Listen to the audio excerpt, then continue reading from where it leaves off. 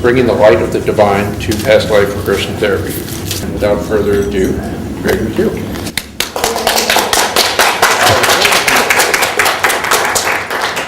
Okay. I've been practicing this time for 12 years, 13 years, something like that, in Denver. I have a mixed background, like a lot of us, and probation officer, Gestalt therapy student, drugs, lots of good drugs years ago, and psychedelic kind, of course, and meditation and training with people that were real characters at the time and outrageous, who demonstrated a kind of like let it be, let yourself be in the event with the patient, client, and yourself, and allow things to happen. These were my Gestalt mentors, although one of them was very controlling. The others were not. And then I had lots of experiences where I was seeking to connect inside. Lived in the woods in the Sierras for 3 years with a dog, a few cats. And the spiritual community I was in for 9 years, which changed my life forever. And if I get a little mushy here and there, it's because it brings up feelings that I have about it all. And when I was in that community, I started doing healing work for people remotely.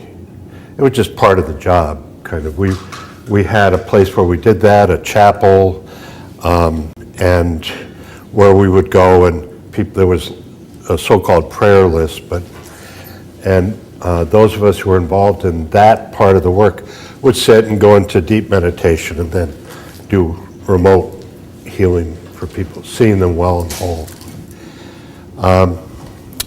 Then I had a life where I had a career out in the world for 18 years and did public policy consulting, children's programs, and domestic violence funding legislation, child welfare legislation, child abuse laws, stuff like that. In '88, I had a healing experience in regression therapy around my anger, and that was transformative. And it was with a person that had studied alchemical hypnotherapy. Some of you familiar with that? Is that David Quigley? Yeah, David Quigley. So later I trained with him and Shantamo or Nick Ardaw. He's got another third or fourth name now. And so I studied a whole gamut, basics of hypnosis and so on. Never thought I'd use it. I just thought I was going to be doing this consulting and lobbying stuff forever, which I was good at and I loved doing it and so on. And then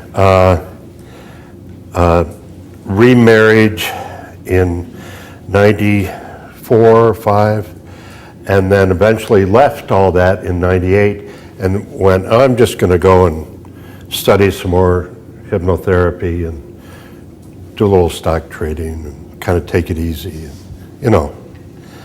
Well, I made money and then I lost it, and meantime I was learning all these other tools, and I entered into this realm where I got really excited. And I was mentioning this last night about, feeling this charge in my heart around some of these tools that I was learning. And, sorry, I won't do this again, I promise. And, but it was a charge. It was like pressure coming in through the heart and then experiencing and understanding that was coming out through it. So one of the tools that I'll talk about, actually there were 2 people whose work I studied that are really kind of instrumental in how I work now. One was a process called core transformation. Anybody familiar with that? Oh, you ought to look it up. It's a book by that name, Core Transformation, Connie Ray Andreas, Andreas. And she and her sister, Tamara, wrote the book, and I think they're both still training, or at least Tamara is, she's much younger. Connie Ray is a psychologist, lives in Boulder. Her husband, Steve, was they were really both in the foundation groups in NLP years ago, studying Erickson and all those people. So in this protocol, Connie Ray would take a part, or as you might know, subpersonality. People understand the language I'm speaking?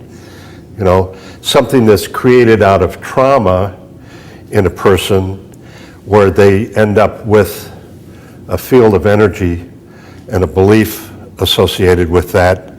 And the part might be anger, you know, it could be anything. Fear, I need to protect myself, mistrust of others, and, you know, anything at all that, as a therapist, you would run into with a client or a patient.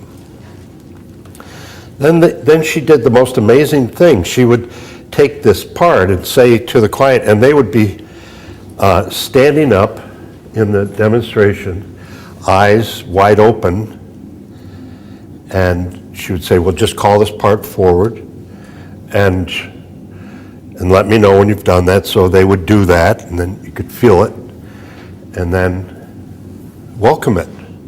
So they would do that privately inside, and then she would say, now what do you notice?